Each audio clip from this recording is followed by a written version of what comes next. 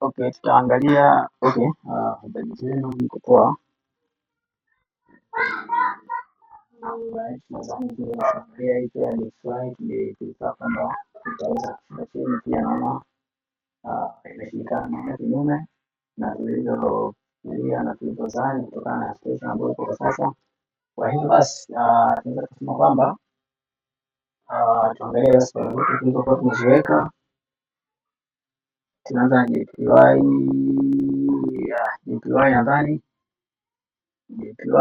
Nadhani tuliingia toka tarehe 13, nadhani 13, 12, nadhani leo si jana, si juzi imeweza kuteki profit. Kwa ninachokushauri, lakini ukiona maki ni watu 2-3 katika take profit, anakushauri wewe chukua take profit then angalia strategy nyingine. Lakini kama ifika huko mbaki 2-3, achana nayo, kama that is sio tofauti ulozi, achana nayo. Maana katika pea kama gold, USDT mara nyingi na kushauri katika hizo pea zikienda 2-3 kwenye stock loss achana nazo. Lakini zikienda 2-3 katika take profit chukua. Usilaze damu. Vinginevyo unaweza kupata sema inaita heart attack, unapata pressure, unaweza kushangaa katika 2-3 then karudi kwenye stop loss kakubamiza, au karudi 2-3 tena karudi kwenye take profit. Kwa hiyo hizo aina mbili za manili USDT na hiyo gold ilikuwa inabidi uweze kusubiri. Okay, alright, hii nadhani tumesubiria muda mrefu sana, lakini nikapoa. Okay, nadhani hii hapa pia setup nitengeneza, tukashauriana this area tuweze kuingia, tusubirie tu na nini ile tunaita ushaamka sasa, ameamka yani kelele. Alright, kwa hivyo nadhani tuliingia around this area, ilikuwa ni tarehe kama tarehe 24, 23 hivi, lakini setup imekuja kuchukuliwa, nadhani ilikuwa tarehe ngapi? Ilikuwa tarehe 26, na nimefanya vizuri kwa sababu target yetu ya kwanza ilikuwa ni hii hapa, target yetu ya pili ilikuwa ni hapa. Lakini katika hii area ambayo tumeweka hapa, mimi nimeprefer kwamba hii area tuweze kuangalia injections na toa imbalance na order block. Tunaingilia hapa, target inakuwa ni around this area, biashara imekuwa baadaye nitarudi tuweze kuangalia hii tunaweza kufanya cancel au tufanye nini. Alright, this area niliprefer kwa Jumapili kabla market kufunguka, hii itakuja hapa na then itaendelea kudrop, lakini unaweza kurudi kuziba gap, then hajaweza kufika katika entry zetu, pia imerudi kwa baadaye nitarudi kuelezea tusubiria au cancel pia. Lakini around this area kuwa macho yanatakiwa yawe wazi hapa kuweza kuona na hali yake hapo, kwa sababu ni area ambayo tayari imeshatengeneza support. Kwa hiyo tunaweza tukapata setup ya kuendelea kubuy mpaka this area, na kama ni buy target yetu itakuwa ni hapa. Alright, yeah. Okay, tuangalie hilo JPY ya prefer kwamba hii inatakiwa iweze kupanda juu, na target yetu ya kwanza ilikuwa ni around this area, na then ya pili hapa, na then tutaiacha tuone how it react kama reach this area. Right, sasa naona kinachotokea hapa ni kwamba inafanya consolidations na bado inacheza flow, haijaeleweka itakuwa vipi, lakini kwa jinsi ninavyoona hapa tuweza kuchambua chapu market jinsi inavyofanya, imeweza kufanya breakout structure and then bado iko still katika around the discount zone, na imeweza kufanya imeenda imekuja hapo around, imerudi, imeweza kufanya sweeping, then imerudi kwa ndani, bado still bado imeshinda kuvunja na inaendelea kudrop. Kwa ile yetu ambayo iko very resisted supported iko ni hii hapa, tunasubiri around this area iweze kuvunjwa. Ikiweza kuvunjwa kwa bodi na hii candlestick bila aina yote ya rejection, kwa tunaprefer kwamba market inaweza kuendelea kusell. Kwa hivyo tunaweza kusema kwamba hata sales wanaposhuka stock ndio zao ziko strong, lakini tunaona walishinda kuvunja hii area kwa mara nyingi sana. Kwa hiyo kuna high probability kuweza kufanyaje kuvunja, kwa sababu kama ni order ambazo ziko hapa tayari zimeshakuwa take out.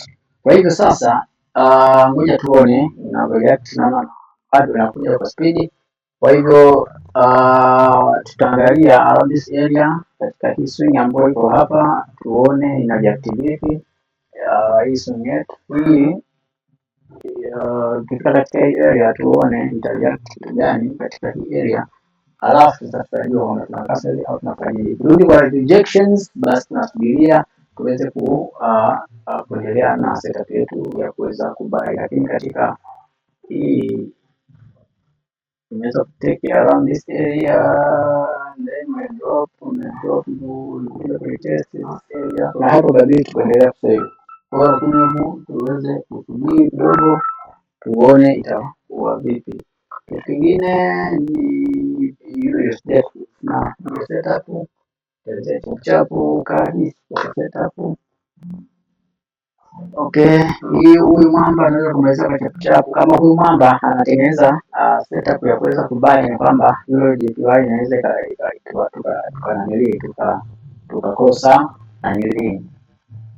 tukakosa nini, tukakosa setup ya kubai. Lakini naona hapa jinsi ninavyo react katika hii area, tuone huyu mwamba ndo ana control JPY pale ya Japanese. Kwa hivyo ngoja tumwangalie by the way tuone, lakini tukiangalia setup yake jinsi ilivyokaa hapa, amesha disrespect around this area na yuko katika discount zone, na kule ameshatengeneza hapa around this area, in this area juu hapa ametengeneza resistance ya kutosha, na kidogo sikiza zake tunaziona kidogo ziko fresh katika daily. Tukirudi katika katika daily tunaona traders high kwa hapa na hii around this area. Kwa hivyo tunachofanya hapa sisi tunabidi tuangalie hii ngoja tuangalie hii area kama nimefungia hapa, nimefungia hapa, sidhani kama kutoka kuna haja ya hii swing bado lazima itafanywa hapo. Inaweza kuna uwezekano mkubwa wa hii swing kuja kuchukuliwa around this area and then kama kubai ndio iendelee kubai. Na sasa kama ndio hivyo, kuna high probability ya kufanyaje ya kuendelea kubai katika pia yetu ya USD, kwa sababu tunaona katika hii area hapa kuna very high probability ya market kuendelea kudrop, kwa sababu hapa imesha disrespect na imetengeneza kitu kama hiki hapa, then imeshuka. Sema kwa kuwa bado haija cross vizuri hapa, tunaweza tukasubiria tuone, lakini kwa jinsi inavyoonekana ni kwamba hii swing inakuja kutake out kwa this day. Kwa hiyo kama itatake out ni kwamba itakuwa na sell, na kama ikisell ni kwamba JPY itapata nguvu ya kupanda juu. Kwa hivyo tunachokiangalia hapa ni area around this area itareact vipi. Ikisha react kama itatengeneza weak, then tuna suggest kwamba hii pair itazidi kushuka na ita take this swing, na ikisha take this swing tunasema kwamba JPY itapata nguvu ya kupush kuelekea juu. Alright, na hiyo ilikuwa ni big area of support. Kwa hivyo tuangalie sasa how it react this area kwa muda huu, tuone itafanya nini, after then tutafanya keep it na tunafanya katika hii pair. Pia tunaweza kuona sikupata setup aina yote, lakini bado market iko katika consolidations. Tutaeleza baadaye kwa time katika round sessions.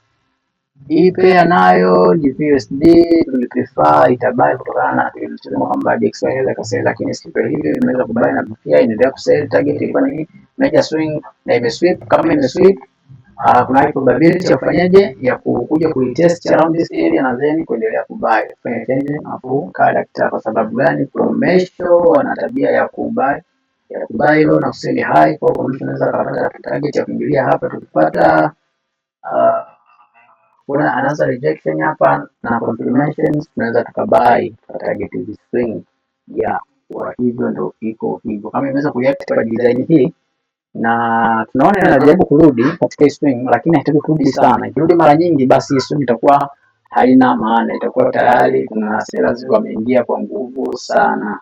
Alright, na pia GP ndio tunaona USD DXY anakuwa na nguvu ya pump up, kwa kuna high probability pia hii kushuka, lakini inabidi tuangalie au tulia this area. Kwa kuna high probability kwamba itabai kama commercial watakuwa wameweza kutake place, tunaweza tukabuy, kwa sababu hii haijafanya change of character exactly, nadhani ni sweep liquidity. Kwa hivyo tunaweza tukasubiri tukaangalia nini kinaweza kika happen.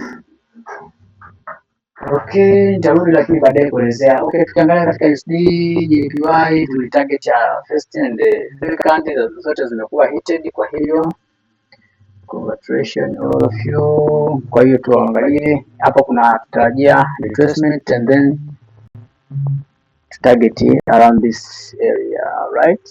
Yeah. Kwa hivyo nadhani tutakuwa tumemaliza. Ya gold siko na setup, ile setup ya kuseli ili cancel kutokana na situation ya nini ya iliyokuwepo hii ya vita, kwamba ni prefer DXY iweze kushuka, kwa hiyo inaweza kuwa kubai buy na buy, lakini imebuy japokuwa na DXY pia imebuy, kwa hiyo imetusurprise tunao manoma.